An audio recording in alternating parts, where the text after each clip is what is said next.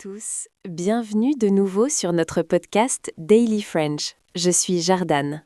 Salut tout le monde, moi c'est Alex. Ouh là là, quelle semaine difficile. Difficile? Mais nous sommes lundi matin, Alex. Tu devrais être en pleine forme. Qu'est-ce qui ne va pas? Je me sens lourd, je suis fatigué. J'ai monté les escaliers pour venir au studio et je suis essoufflé. Regarde-moi, je suis rouge comme une tomate. C'est vrai que tu respires fort. C'est peut-être le moment de reprendre le sport, non? On en avait parlé le mois dernier. Le sport, j'aimerais bien Jordan, vraiment, mais c'est impossible en ce moment. Impossible? C'est un mot très fort. Pourquoi est-ce impossible? Eh bien, d'abord, je ne peux pas courir à cause de la pluie. Il pleut tout le temps en ce moment. Si je sors, je vais tomber malade. Ah, la pluie, l'ennemi numéro 1 du sportif du dimanche. Alex, c'est l'occasion parfaite pour notre leçon de grammaire. Tu viens d'utiliser une expression très importante, à cause de. C'est pour expliquer une raison, non? Oui, mais pas n'importe quelle raison. On utilise à cause de pour introduire une cause négative, une excuse ou un problème. Par exemple, je suis en retard à cause des embouteillages. D'accord, donc je peux dire « je suis gros à cause des pizzas » ?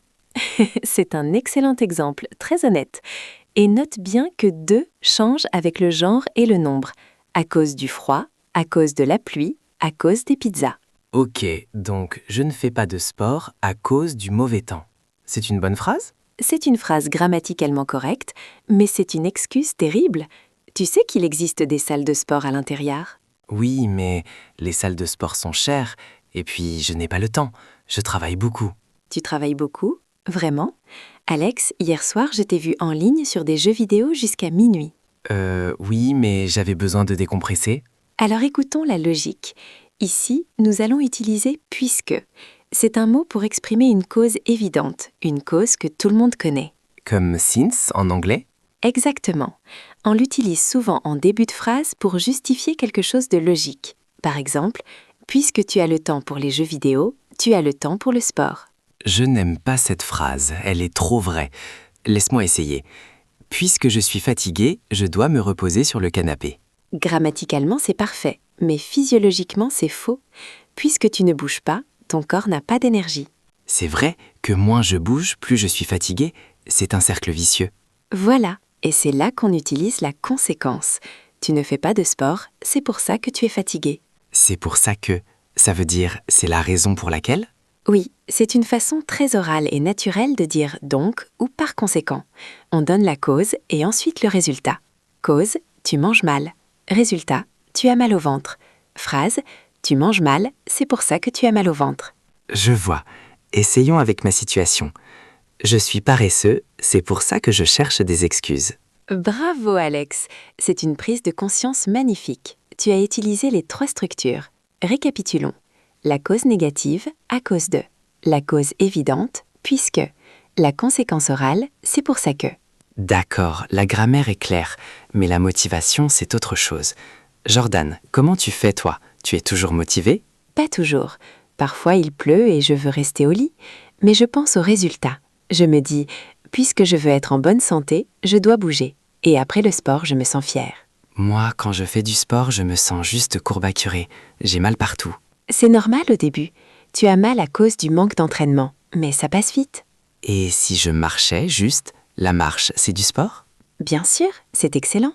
Tu n'as pas besoin de courir un marathon. Tu peux marcher 30 minutes par jour.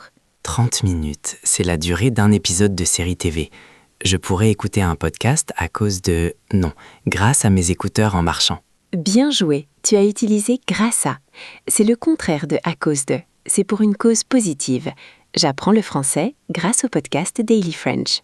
Et je deviens musclé grâce à Jordan qui me force. Exactement. Allez, faisons un petit jeu de rôle pour pratiquer. Je te donne une situation et tu dois utiliser l'expression correcte à cause de, puisque ou c'est pour ça que. C'est parti, je suis prêt. Situation 1. Tu as raté le bus. La raison est ton réveil qui n'a pas sonné. Cause négative. J'ai raté le bus à cause de mon réveil. Parfait. Situation 2. Tu veux acheter des nouvelles baskets. Ton salaire est arrivé hier. Cause évidente. Puisque j'ai reçu mon salaire, je peux acheter des baskets. Très bien. Situation 3. Tu as couru 5 km hier. Aujourd'hui, tu as mal aux jambes. Conséquence. J'ai couru hier, c'est pour ça que j'ai mal aux jambes aujourd'hui. Tu es un champion de la grammaire, Alex. Maintenant, il faut devenir un champion du sport. Tu sais quoi? Tu as raison. Ce soir, je ne rentre pas en bus, je rentre à pied. Vraiment? Mais il pleut encore? Ce n'est pas grave, je prendrai un parapluie. Je ne veux plus être fatigué à cause de ma paresse. Je veux être en forme grâce à mes efforts. Waouh, quelle transformation! Je suis fière de toi. Et attention, si demain tu me dis que tu as pris le bus. Non, promis, puisque je l'ai dit au micro, je suis obligé de le faire. C'est un engagement public. Chers auditeurs, c'est à votre tour maintenant. Nous avons une mission pour vous dans les commentaires. Oui, écrivez-nous 3 phrases sur vos habitudes. Une chose que vous ne faites pas à cause d'une mauvaise excuse. Le temps, l'argent, le temps. Une conséquence logique avec « c'est pour ça que ». Par exemple, j'aime le français, c'est pour ça que j'écoute ce podcast. Et une phrase avec puisque pour justifier une action positive aujourd'hui. Allez, pas d'excuses, on se motive. Moi, je vais chercher mes baskets. Merci à tous de nous avoir écoutés. Bougez, mangez bien et pratiquez votre français. À demain! À demain, en pleine forme.